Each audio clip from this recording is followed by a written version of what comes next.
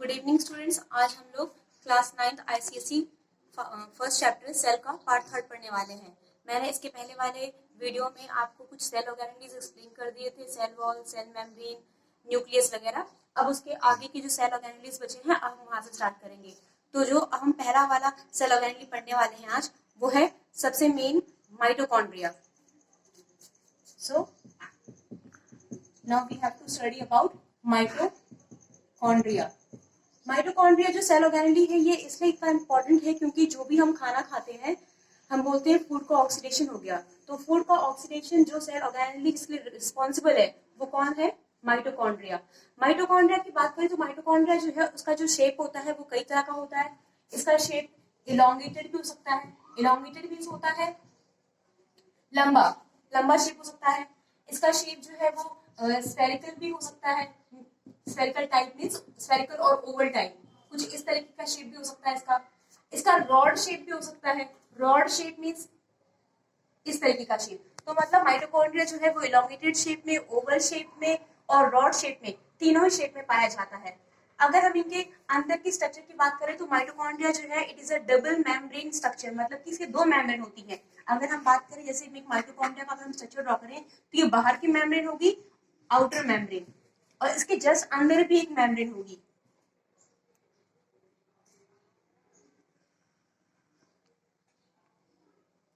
ये हमारी कौन सी हो गई? Inner membrane.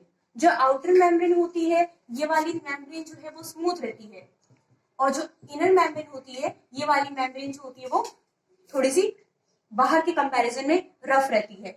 अगर आप ये जो इनर मेम्ब्रेन देख रहे होंगे तो इसमें आपको ये फोल्डिंग्स दिखाई दे रही होंगी, क्योंकि जो माइटोकॉन्ड्रिया के अंदर की जो मेम्ब्रेन होती है, उसमें ये फोल्डिंग्स जो है, इनको हम बोलते हैं फिंगर लाइक प्रोजेक्शंस। इसमें ये ऐसी मुड़ी हुई है, इनको फिंगर लाइक प्रोजेक्शंस बोलते हैं, और इन फिंगर लाइक प्रोजेक्शंस का नाम होता है क्रिस्टे। ये बहुत ही इंपॉर्टेंट है क्योंकि जो क्रिस्टे होता है, ये माइटोकॉन्ड्रिया के अंदर जो प्रेजेंट होता है, इसका काम ये होता है कि माइटोकॉन्ड्रिया का जो सरफेस एरिया होता है उसको इंक्रीज कर देता है। किसी भी जगह पे अगर फोल्डिंग्स प्रेजेंट होती हैं तो वो फोल्डिंग्स हमेशा सरफेस एरिया को बढ़ाती हैं। सरफेस एरिया बढ़ने के कारण क्या होता है, वहां जो भी काम हो रहा होता है उसको, उस काम की बहुत अच्छा हो जाता है वो काम। मतलब कि यहाँ पे जो एक्टिविटीज होंगी, उन एक्टिविटीज को, मतलब जो फूड का ऑक्सीडेशन होगा वो काफी अच्छे से हो जाएगा, क्योंकि सरफेस एरिया बहुत ज्यादा होगा। तो माइटोकॉन्ड्रिया की हमने पढ़ लिया कि आउटर मेम्ब्रेन स्मूथ होती है, इनर मेम्ब्रेन रफ रहती है, और फिंगर लाइक प्रोजेक्शंस पाए जाते हैं, जिसको क्रिस्टे बोलते हैं। और क्रिस्टे का काम होता है it increase the surface area for the activities. जो भी यहाँ पे एक्टिविटीज होंगी, उन एक्टिविटीज के लिए ये सरफेस एरिया को बढ़ा देगा। और अगर हम इसकी बात करें कि फंक्शन क्या है इसका, तो इसका फंक्शन क्या है? फर्स्ट फंक्शन है it help in cellular respiration. मतलब कि जो सेल्स का रेस्पिरेशन होता है, हमें पता है कि हमारी बॉडी में जो सेल्स होती हैं वो रेस्पिरेशन करती रहती हैं। तो सेलुलर रेस्पिरेशन के लिए कौन रिस्पॉन्सिबल होता है? माइटोकॉन्ड्रिया, क्योंकि ये फूड का ऑक्सीडेशन करता है। जब फूड का ऑक्सीडेशन होगा तो फूड क्या होगा? टूट जाता है। और फूड के टूटने से क्या बनता है? Carbon dioxide plus water plus energy. Energy जो बनती है वो किस फॉर्म में बनती है? एनर्जी बनती है एटीपी के फॉर्म में। एटीपी का फुल फॉर्म होता है एडिनोसाइन ट्राइफॉस्फेट। तो इसलिए माइटोकॉन्ड्रिया जो है बहुत जरूरी है, क्योंकि माइटोकॉन्ड्रिया के अंदर सेल का रेस्पिरेशन होता है और फूड का ऑक्सीडेशन होता है। फूड जब ऑक्सीडाइज हो जाता है तो कार्बन डाइऑक्साइड, वाटर और एनर्जी, एटीपी रिलीज हो जाती है। और जो एटीपी होती है, अगर हम बोले माइटोकॉन्ड्रिया का एक और नाम है, माइटोकॉन्ड्रिया का नाम है powerhouse of the cell. इसको पावर हाउस क्यों बोलते हैं? क्योंकि अगर हम बात करें, जो सेल्स हैं, सेल को क्या चाहिए काम करने के लिए? एनर्जी चाहिए। बिना एनर्जी की हमारी बॉडी वर्क नहीं कर सकती, मतलब उसको पावर चाहिए। तो पावर माइटोकॉन्ड्रिया से क्या होता है, यहाँ पे एनर्जी रिलीज होकर स्टोर होती है एटीपी के फॉर्म में। तो यही एनर्जी हमारी बॉडी यूज करती है। तो मतलब हमारी बॉडी को जो पावर है काम करने का, और कहां से मिलता है? माइटोकॉन्ड्रिया से मिलता है। That is why mitochondria is known as the powerhouse of the cell. तो यहाँ पे दो काम बहुत मेन है इसका, सेलुलर रेस्पिरेशन करना और फूड का ऑक्सीडेशन करना। ये हो गया माइटोकॉन्ड्रिया के बारे में। अब जो हमारा नेक्स्ट सेल ऑर्गेनेलिटी है वो है गोल्जी बॉडीज। तो पहले हम गोल्जी बॉडीज का स्ट्रक्चर देखने किस तरीके का होता है। Now next part is next cell organelle is Golgi bodies। इसका अगर हम स्ट्रक्चर की बात करें तो इसका स्ट्रक्चर कुछ इस तरीके का होता है।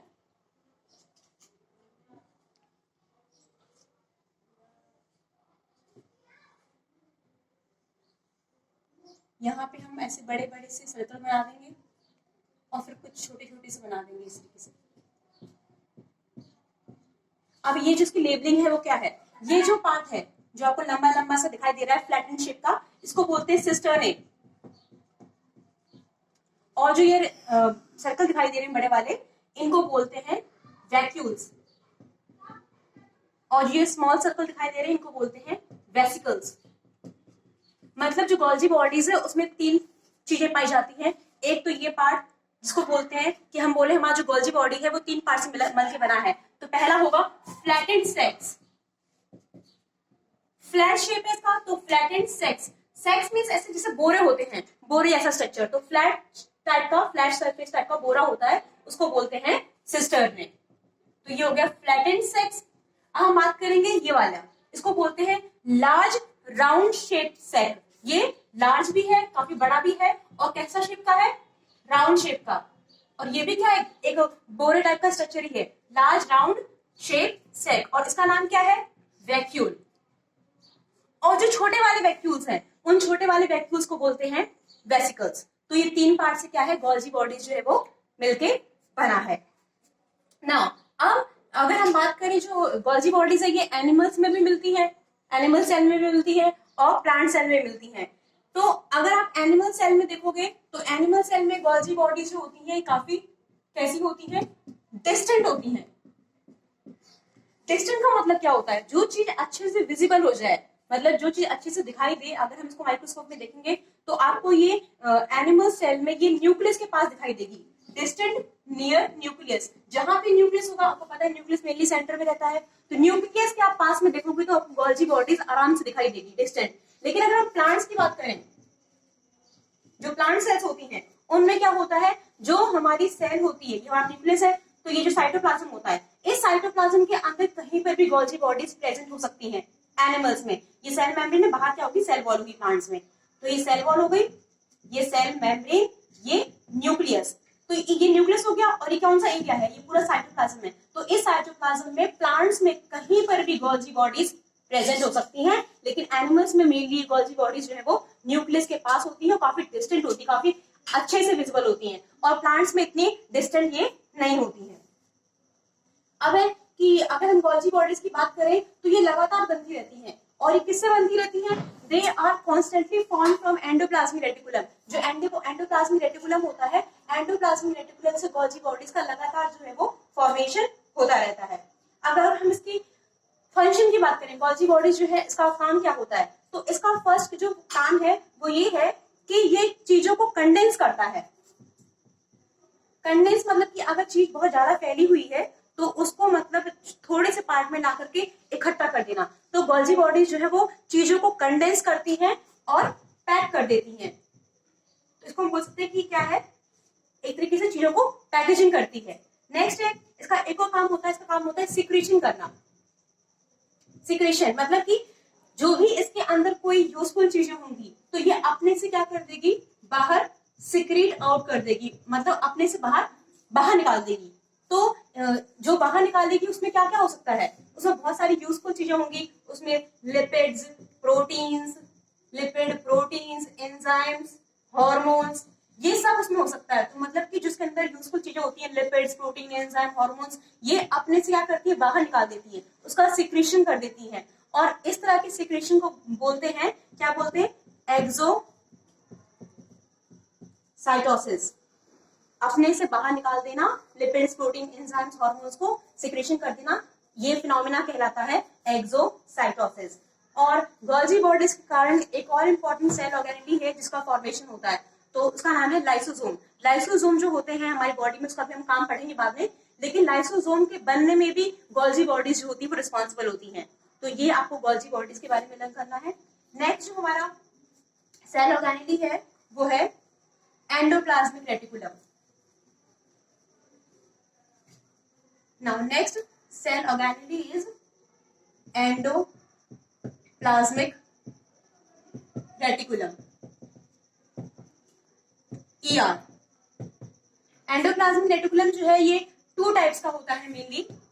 एक होता है SER। SER मतलब होता है स्मूथ एंडोप्लाज्मिक रेटिकुलम,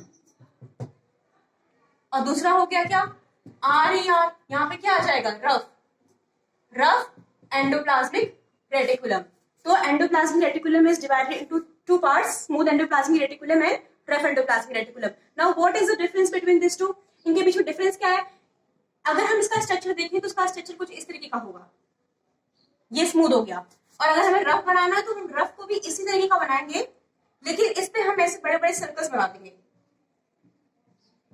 मतलब स्मूथ एंडोप्लाज्मिक रेटिकुलम के ऊपर ये जो मैंने सर्कल बनाए ये यहाँ नहीं पाए जाते। इनका नाम क्या है?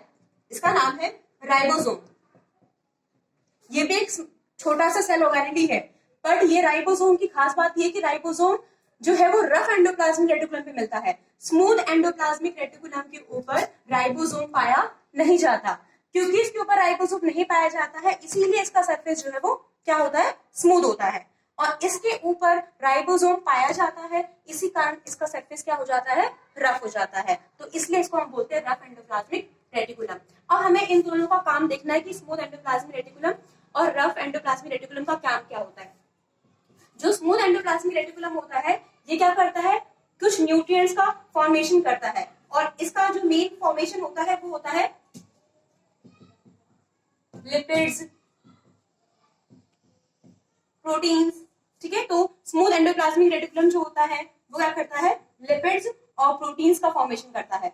लेकिन अगर हम बात करें राइबोसोम, तो इसके ऊपर rough endoplasmic reticulum, rough endoplasmic reticulum के ऊपर क्योंकि राइबोसोम प्रेजेंट होता है, और राइबोसोम का तो काम ही होता है कि राइबोसोम जो होता है it help in formation of proteins. जहां भी राइबोसोम होगा, राइबोसोम का काम होता है प्रोटीन्स का फॉर्मेशन करना। तो क्योंकि रफ एंडोप्लाज्मिक रेटिकुलम के ऊपर राइबोसोम पाया जाता है, इसलिए प्रोटीन्स का फॉर्मेशन करता है, और जो स्मूथ एंडोप्लाज्मिक रेटिकुलम होता है क्या करता है, ये सिंथेसाइज करता है किसको, लिपिड्स को और प्रोटीन्स को। तो ये हमने आज एंडोप्लाज्मिक रेटिकुलम पढ़ लिया। और अगर हम इसी एंडोप्लाज्मिक रेटिकुलम में एक सेल ऑर्गेनेली को देखें तो ये कौन सा हो गया, राइबोसोम। तो इसी राइबोसोम को अगर हम अलग से पढ़ें तो इस राइबोसोम का जो स्ट्रक्चर होता है कुछ इस तरीके का होता है। अगर हम माइक्रोस्कोप में देखेंगे तो ये छोटा सा जो डॉट है, वो छोटा सा डॉट असली में ऐसा दिखता है। तो इसमें क्या है, ये पूरा राइबोसोम है, लेकिन ये ऊपर वाला पार्ट जो है ये क्या है, बिगर सब यूनिट, ये इसकी बिगर सब यूनिट है, और ये वाली क्या है, स्मॉल सब यूनिट, ठीक है। और राइबोसोम, क्योंकि राइबोसोम ही है तो इसका काम क्या होगा, मैंने आपको बता ही दिया है कि इसका काम होता है it help in the formation of proteins, protein का फॉर्मेशन करने में ये रिस्पॉन्सिबल होते हैं। तो आज के वीडियो में मैंने आपको सेल ऑर्गेनेलीज एक्सप्लेन कर दिए, इसके बाकी वाले सेल ऑर्गेनेलीज हम नेक्स्ट वीडियो में पढ़ेंगे।